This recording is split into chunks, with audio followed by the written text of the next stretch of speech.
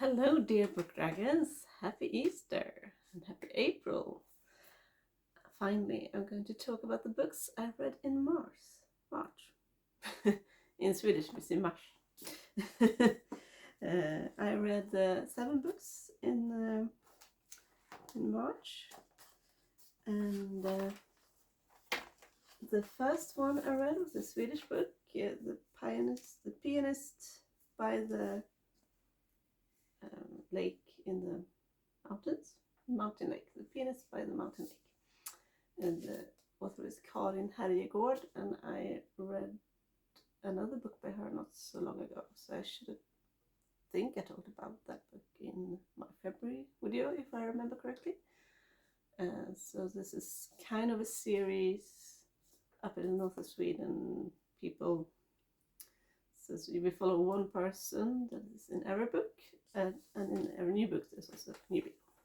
So in this book we follow a young woman from the city of Uppsala whose parents are way too controlling. I mean, she's nearly 30 and she's studying economics, which she's not interested in at all. She just wants to knit and play the piano, really. And the sad thing that she hasn't played piano since she was maybe a young teenager, because her parents thought she should be more social with friends and study, and the piano was the thing she had that she loved. So it is quite a sad book, and I found the parents a little bit too harsh and too annoying to be kind of real, even if I do know there are people like that. It still felt, because they tried to be caring, they wanted to be caring, but still they were so locked into their how they thought they should be. But I gave it 4.2 stars, and yeah, I really enjoyed this author's writing, and I always get very emotional when I read them. And I really enjoy reading about her knitting. I'm in a crochet phase right now, so and she made up her own patterns. It was really interesting to read about that. And then we also follow this woman that is in every book, who's now started up her own restaurant in her own home. And yeah, so it's really about women going their own way, being creative in the way they want to be. And I love reading about that. So I guess you can't find this outside of Sweden. I'm not sure. I guess not. But they're very popular in Sweden, so maybe. I don't know. And then I read the 7th book in the Dawn of Magic series. Well, first they were called Tree of Ages, and that was kind of finished by book 5. So books 6, 7, 8 are now called Dawn of Magic. And it feels like she just wanted to continue on the first story and do something more. So it feels kind of repetitive. I wasn't as enthusiastic about reading books 7 and 8, but I wanted to finish the series. I want to know what happens. And yeah, so we still follow Finn. This is tree woman who's not really a tree woman anymore, because she saved her own dragon from death, and by mixing their blood she's now like a dragon woman. So she's much more harsh and yeah, brutal, I would say. But yeah, it's if you like some easily read and very fast-paced, adventurous book, I mean, I do recommend them. But I would say the first 5 books are enough. I gave it 4 stars, which is maybe a bit high. I could say 3.5. But anyway, I enjoyed it. And I'll come to the 8th book later because I talk of the books in the order I read them. And then I read my favorite book in March, and that was Beneath the Haunting Sea by Joanna Ruth Meyer. And I read my first Joanna Ruth Meyer book in January, I think it was. And that was so good. That was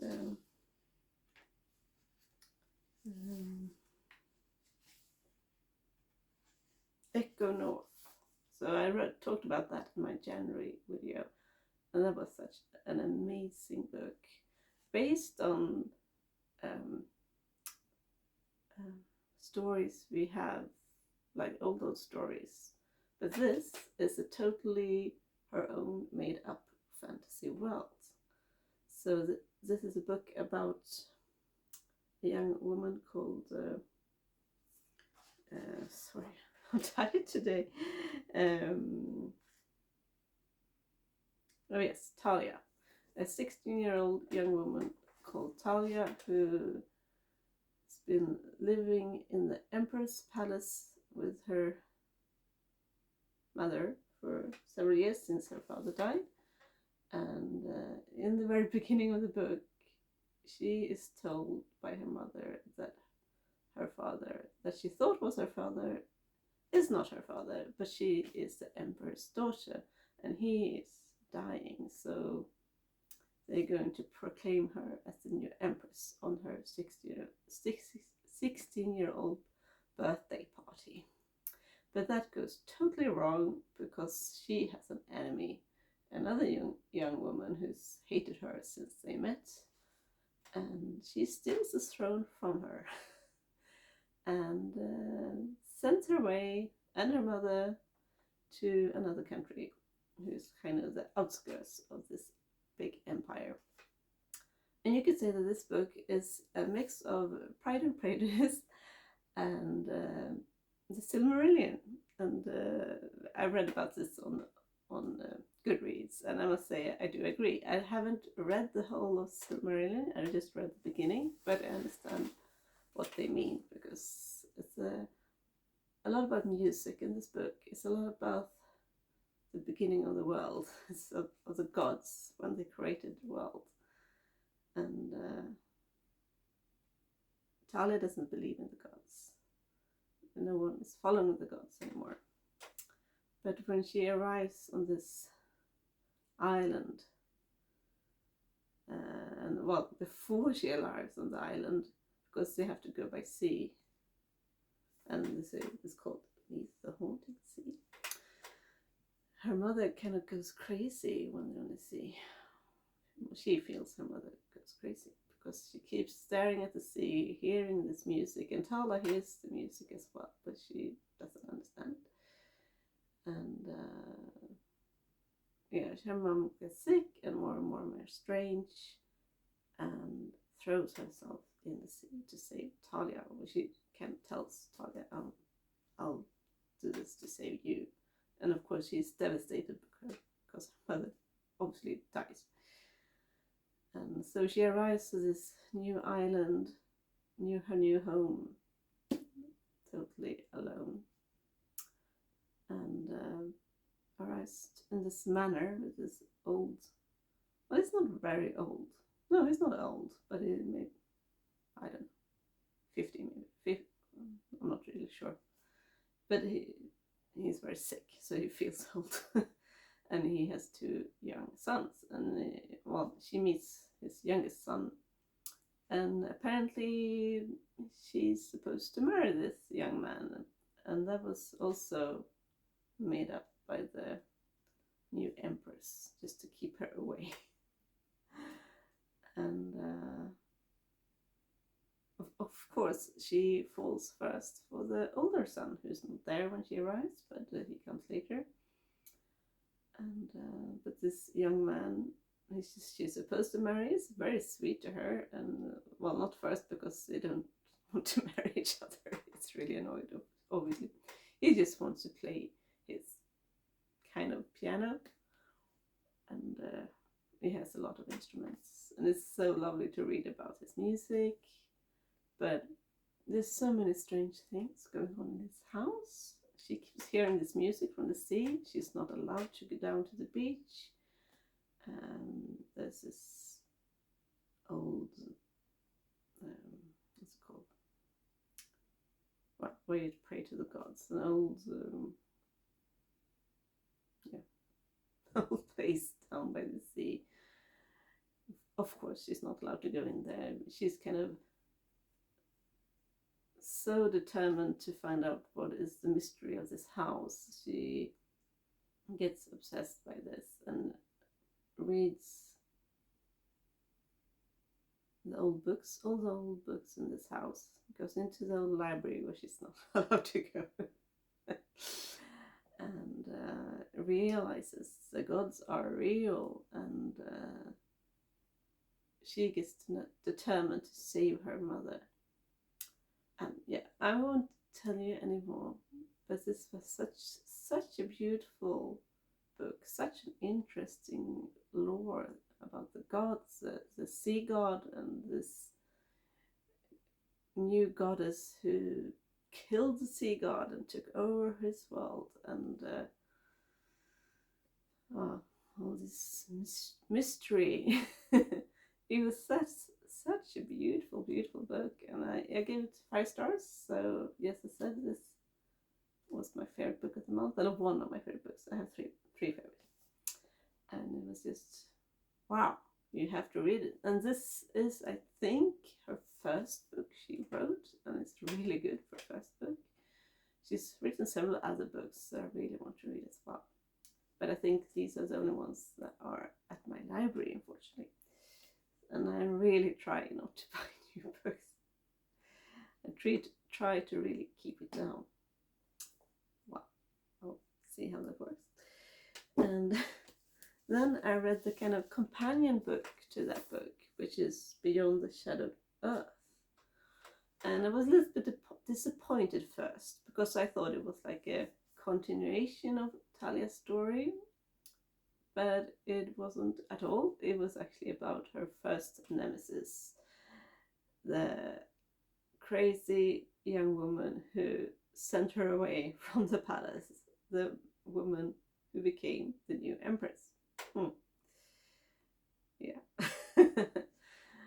And yeah, she's not a very nice person, as you can imagine. And so I was a little bit disappointed first, but I really got hooked by the story really quickly. And she has these dukes, I think, who kind of do her work, but they're kind of working against her all the time. And obviously she had a very tragic childhood. Her parents died, sent away to the big city. Yeah, I don't know how much I want to say about this, but I give it 4.8 stars. I mean, now that I feel it's also a 5-star book, it's also very Silmarillion-like. Lord of the Rings. Oh, that was funny. There is a giant eagle moment. You know what I mean. And yeah, we just get to know a lot of new places in this world, and more about the gods. Because in the first book was mostly about the sea gods, but now we get to meet other gods. And her determination to make the people follow the gods again, and especially one god. I don't remember what he is called. It doesn't really matter, but well, the name of the lady is Eda. And as I said, she is not a very kind person. She's very self-occupied with herself, but of course, as you follow her, you see her develop. You see her compassion for other people. She is forced to leave the palace for reasons I don't really want to say, but she travels a lot. She travels a lot in her maturity. and yeah, it was really, really good. So yeah, I would say read both books, but start with this one because there will be a moment in this book where you get to see something you see in this book first, so which is just a small moment, but still. So yes, read Beyond the Shadow Earth if you want to read about quite annoying young lady, but also interesting. And then I've been reading North and South kind of almost every day in March in one of my book clubs that I'm in Prose and Petticoats, Emily Arendt's book club. And so we read like 2 chapters a day. And I really, really enjoyed this book. I think one good reason I really enjoyed it is because I really love these penguin books. They're so soft. The papers are so soft. It's such a lovely experience to read these books. And I enjoy the story too, of course. It's about a young woman called Margaret Hale, who's been living in the south of England for, well, all of her life, and being in London with her cousin from a young age, maybe, I don't know, 11, 12, I don't remember. But in the book, in the beginning of the book, I think she's 18 or 17, and or 19. Her cousin is getting married, so for some reason she's leaving to go back to her parents in Kent, I think. Oh, I might be wrong. Anyway, she goes there, and she loves that place. She's always been longing to go back to this little country town where her father is a priest. But he has, for some reason, realized he doesn't really want to be a priest of England anymore. I mean, he still believes in God and his beliefs, but he's not agreeing with the church somehow.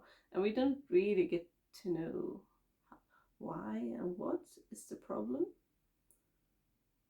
But I guess they have been changed how they look at things. Yeah, we don't really get to know that, but he has decided to move to the north of England, to a little town called Milton. I don't think it's a real place, I'm not sure, where all these weaver factories, all these mills are. So totally different area, totally different environments. It's like this ugly town, or maybe not the town is ugly, but the air is horrible, a lot of pollution, and a lot of people living in misery. And of course there's a lot of people living in misery in the south too, but she has never really seen that. And we discussed this in the groups, that she has so many, Margaret has so many what's it called, prejudice against the north. And I also read this on Goodreads, that this book is North and South is like Pride and Prejudice with socialism, and I kind of agree with that. But as I was writing down today my thoughts about it. It's not very romantic on page, really. The romance is like between the lines, you know what I mean. It's she meets this young man who's a master of one mill, Mr. Thornton, John Thornton, and dislikes him immediately for some strange reason we can't really explain in our modern society. But she's just a priest's daughter, but her mother was a lady, and yeah, she thinks really highly of herself. And for some reason, if you are a working person, you're not a gentleman in her opinion, and a lot of other ladies' opinions too, of course, not just her. But yeah, so she has a lot of prejudice, and he has prejudice about her too. So it's a lot of pride and a lot of prejudice. And yeah, interesting. It's an interesting book, and it's beautiful writing, and it's interesting to read about this town, about the people working there, and this is big strike when they, maybe not when they arrive, but quite quickly in the book, and she gets to know this young sick woman called Bessie. She's very sick, and her father, and she has a sister too, Mary, and she's really lonely. I mean, Margaret's really lonely. She doesn't have it. Oh well, she does have a brother, but he's not in the country. He's abroad, and that's also an interesting situation because he is hiding from the authorities. So you could say because he's, well, it's too complicated to they believe he's has done nothing wrong. He was in a ship mutiny because their captain was horrible, and something went really, really wrong. And his friends kind of, yeah, you're not allowed to go against authority at all. So he's hiding. Anyway, so she has a brother, but nobody in the towns knows about this.